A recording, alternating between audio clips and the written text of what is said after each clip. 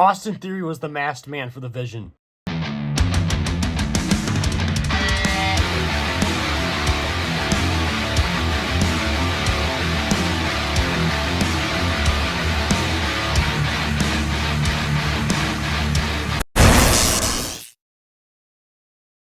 What's a JW today with a weekly set review of Monday Night Raw. They kicked off the show with Gunther coming out to major heat. The crowd was pissed, booing the hell out of him. I mean, the man, hardly could even hear him. They were going crazy booing him. This man has real heat, real everything, bro. Everybody's so pissed off him after him retiring John Cena. But also before they had another package video for John Cena at the beginning of the show, which was pretty cool. And then obviously Gunther comes out and he says, "I made John Cena quit. I made him give up," and walks out of the ring. Starts walking back to the ramp. Comes right back to the ring then. And he keeps on like putting his arms up in the turnbuckles. I can't even speak today. Turnbuckles and stuff, like he's on top of the turnbuckles. And everybody's booing him and stuff. And he pretty much just goes on how about he dominated John Cena, made him give up. And that's really all it was. It wasn't like much of a promo. It was just like, I destroyed John Cena. I made him give up. And everybody's pissed off at him. And then he walks backstage and he runs into Otis. And Otis is just like, not cool, man. Then runs into R-Truth, and R-Truth is like, you're I think he said like you're a piece of trash. And then runs into Adam Pearce and he goes, "Oh, you think you're tough now because you beat John Cena and you're bragging about it?" He goes, "You got to get out of here. Find the nearest exit. Get out of here. You're done for the night." And then Gunther's walking to his car and AJ Styles is leaning on his car and shaking his head, and Gunther's like, "You got a problem with me?" And then gets in his car and does the "you can't see me" to AJ Styles, and AJ Styles walks up. So it was kind of like the whole locker room's pissed off and looking down at Gunther because Gunther's gloating about how he made John Cena give up. And then the Usos had their first tag team match in a while. First tag match against the New Day since 2022. They're back together. This is their first official tag team match because they've had a couple tag team matches since splitting and becoming singles stars. But this first tag match since like becoming true tag teams again against the New Day, become the number one contenders for the world tag titles, which they did. They defeated the New Day. Grayson Waller tried getting involved on ringside, but he got thrown out. Overall, it was a really good match. Kind of cool to see these two tag teams go at it again and flip roles, because it was always like the Usos were the bad guys and the New Day were always the babyface good guys. But this time it was flipped roles. But obviously the Usos won because it's their first tag match back.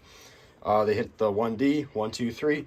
They're now the number one contenders to face AJ Styles and Dragon Lee for the world tag titles, which I would not be surprised that they won the world tag titles since they're back as a tag team and everything. And they're probably one of the greatest tag teams in the modern era. And then Rhea Ripley and Io Sky started coming out. I don't know what they were going to do, but they got jumped by the Kabushi Warriors, Asuka and Kairi Sane. They brought them in the ring, laid them out.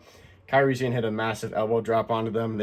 Also, Rhea Ripley was walking out and she got misted by Asuka. And that's what started this brawl between this group of girls.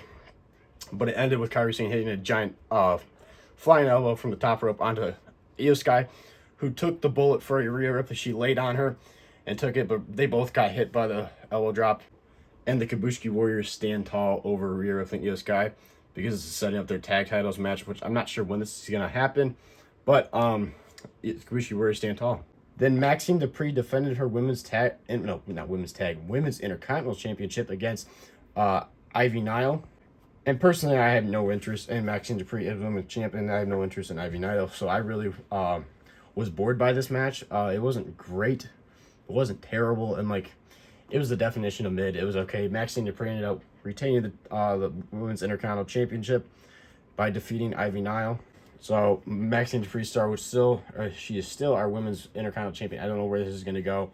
Is it maybe down the road we're going to get a Natalya match because she's been training at the Hart Foundation thing with Natalya, and they've been doing a bunch of package videos. So maybe we'll get a Natalya Maxine Dupree match for the Women's Intercontinental Championship. I'm not sure, but overall this was pretty boring.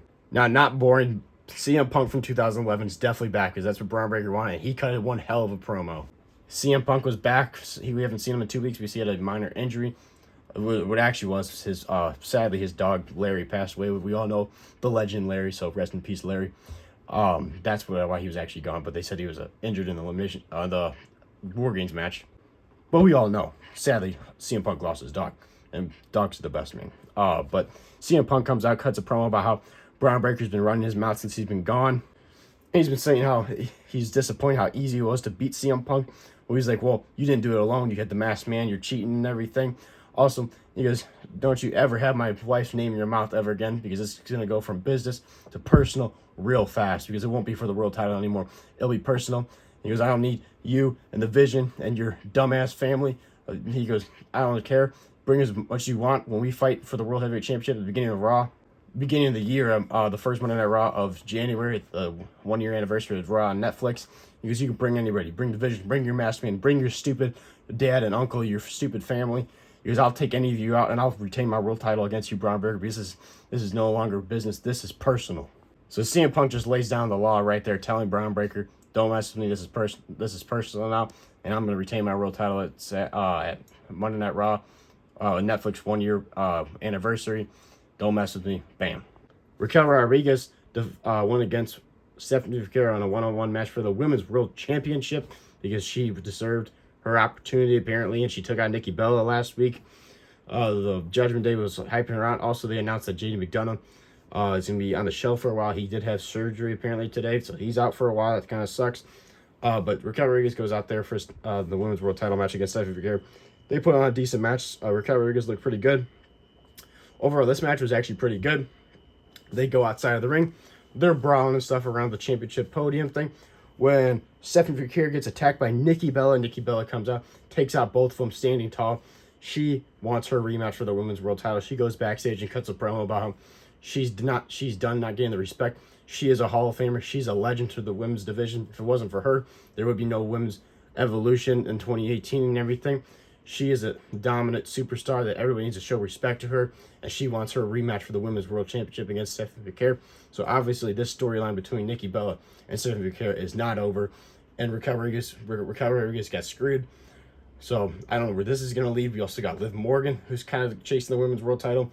So we got multiple women now chasing Stephanie Figueroa for a Women's World Title. But right now, Nikki Bella wants her rematch, and she thinks she deserves it because she is a legend. Then we had Logan Paul versus Rey Mysterio in the main event. This match was a banger. I know a lot of people hate on Logan Paul still, and they'll never accept him as a good wrestler. This man puts on banger after banger after banger. I used to be a hater on Logan Paul. I don't hate him on anymore. I literally look forward to Logan Paul being on my television screen every single week now, since he's on TV all the time now with the Vision. He is awesome. He is the definition of a perfect superstar. He's so good in the ring, and he's a perfect heel. But him and Rey Mysterio put on a banger of a match. They've already fought before, and they've put on a banger of a match before, but they're going back and forth and everything. Logan Paul got desperate. He asked for Paul Heyman. Asked Paul Heyman to slide him the brass knuckles when the ref wasn't looking. He did. He missed. He swung at it. Rey Mysterio missed. Rey Mysterio kicks him into the ropes. Goes for the 619. Logan Paul breaks it up. Rey Mysterio falls down, and bam! The curve stomp by the Masked Man again. The Masked Man strikes again. The ref wasn't looking. Logan Paul rolls up. Rey Mysterio 1, 2, 3. Logan Paul picks up the victory over Rey Mysterio. And the Masked Man starts staring down Logan Paul, looking like he's about to take the mask off. He's staring him down. He goes to pick it up. When CM Punk slides in the ring, chases him off, the Masked Man runs out in the crowd, up the ramp, and is halfway up the stairs when he takes off the mask, revealing it's Austin Theory. Austin Theory with the buzz cut with his beard still, but he's got this buzzed hair, like pretty much shaved head. And it's Austin Theory. He is the Masked Man. He has joined the Vision. I was so excited. This is the person I've been wanting to be. Austin Theory deserves to get pushed. He is another perfect star. He's got the look. He's amazing in the ring. He's young. He's a young star that can be pushed, just like Braun Breaker and Logan Paul. Braun's a little older, but still, he's a young star that needs to get pushed. Vince McMahon was starting to do it, and when Triple H took over, I don't know what happened. He just freaking destroyed Austin Theory's career. But it looks like Austin Theory's getting a redemption in the Vision because he is officially, I don't know if he's officially joined the Vision, but he is the Masked Man that's been helping out the Vision. And CM Punk on the top rope looking at the crowd all pissed off and everything. He gets down, turns around, spear by Braun Breaker. Braun Breaker spears him, lays him out, says, this isn't business anymore. This is personal. Don't you ever talk about my family like that again. Grabs the world title and holds the world title up to end the show standing tall with Logan Paul. This show for Monday Night Raw was an absolute banger. I personally enjoyed it a lot. The Masked Man reveal was awesome. The main event match with Logan Paul and Rey Mysterio was a banger. Usos tag match was awesome. Raquel Rodriguez and Stephanie Figueroa put on a pretty good match. Gunther's got major heat. And then the Ivy Nile, Maxine Dupree Women's Intercontinental Championship match was alright. It wasn't great. And then I really have no interest in the Kabushi Warriors, Rhea Ripley, Io Sky build, but overall, this Monday Night Raw is really good. I'm going to give it a 3.5 out of 5. This is Jared W. Live. Go check out my Instagram, which is all lowercase Jared W. Live. I'd highly appreciate that. I'd highly appreciate that. Also, go check out my TikTok, which is lowercase Jared W _ lowercase live. Highly appreciate that as well. Make sure to like and subscribe to this YouTube channel because we post every single day YouTube content. It's either a short or a video. There's always content on this YouTube channel of wrestling figures. And this is Jared W Live, and I'll see you guys in the next one. Let's freaking go, Austin Theory.